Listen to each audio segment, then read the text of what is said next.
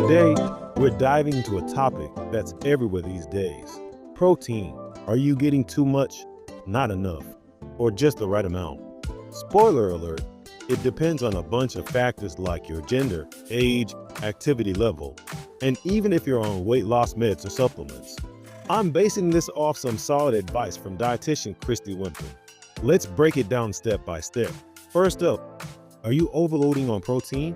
Despite all the hype pushing more protein shakes and bars, most folks in the US are actually meeting or exceeding their needs. Guys aged 19 to 59, you're probably way over, especially if you're big on meat, poultry, and eggs. That's straight from the dietary guidelines for Americans 2020 to 2025. Even athletes often get plenty without supplements. Why? Their higher calorie intake naturally brings in more protein.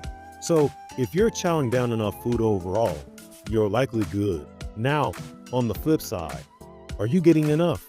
This worry pops up if you're under-eating, on a restrictive diet, dealing with an eating disorder, or taking weight loss drugs. Skipping meals can lead to not enough protein, which means more muscle loss. And trust me, that's not the weight you want to shed. If weight loss is your goal, don't skip those meals. Aim for a solid protein source 3 times a day to keep your body happy. Quick myth buster. Does eating a massive steak build massive muscles?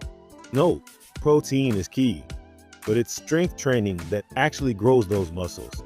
You can't build them without the workouts. Your body doesn't store extra protein. It either uses it for energy or turns it into fat. And overdoing it, that can spike blood lipids, up your heart disease risk from all that saturated fat, and even strain your kidneys if you're at risk for kidney issues. All right, the big question, how much protein do you actually need? Aim for 10% to 35% of your daily calories from protein.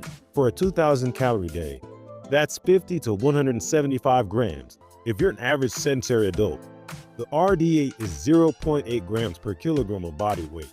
So, for someone at 165 pounds, that's 75 kilograms. You're looking at about 60 grams a day. Over 40 or 50, sarcopenia kicks in. That's age-related muscle loss. So bump it to 1 to 1.2 grams per kilogram, or 75 to 90 grams for that same weight. Regular exerciser, 1.1 to 1.5 grams per kilogram. Weightlifters or endurance trainers, 1.2 to 1.7 grams. Anything over 2 grams per kilogram, that's excessive.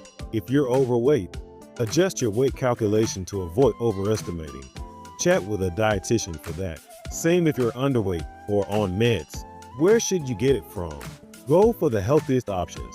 Egg whites, fish or seafood, lean meats like skinless chicken or turkey, low-fat dairy, and plants like soy, nuts, seeds, beans, and lentils.